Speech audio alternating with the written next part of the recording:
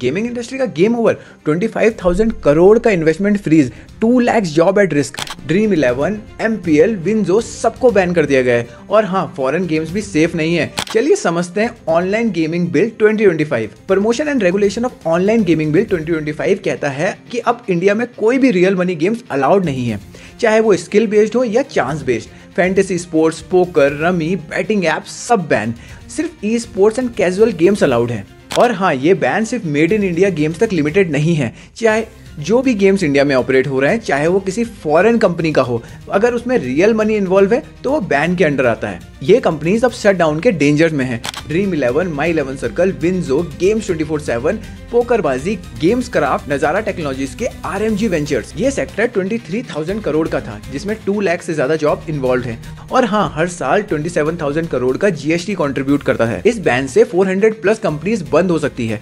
25,000 करोड़ का foreign investment freeze हो गया है। और हाँ, 10,000 करोड़ का एड स्पेंड मार्केट से गायब हो जाएगा।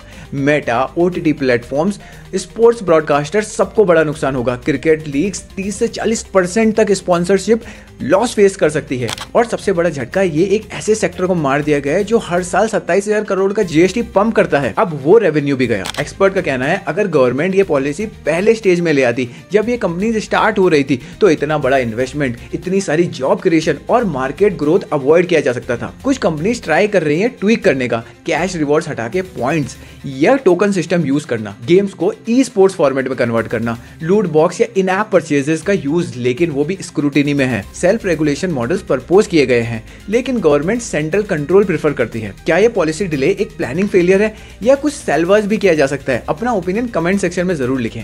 वापस आते हैं, लेकिन लॉ काफी स्ट्रिक्ट है। इनडायरेक्ट मोनेटाइजेशन भी फ्लैग्ड हो सकती है, रिस्क हाई है। गवर्नमेंट का कहना है कि ये यूथ को प्रोटेक्ट करने और मनी लॉन्ड्रिंग रोकने के लिए है, मगर ये भी देखना होगा कि इससे यूजर्स इलीगल या ऑफ सोर्स प्लेटफॉर्म की तरफ जा सकते हैं, जो और भी डेंजरस है। वहां पे भी काम करना होगा अगर यूथ और मनी लॉन्ड्रिंग को बचाना है। तो क्या ये पब्लिक सेफ्टी के लिए बोल्ड मूव है या इंडिया के डिजिटल फ्यूचर पे एक अटैक?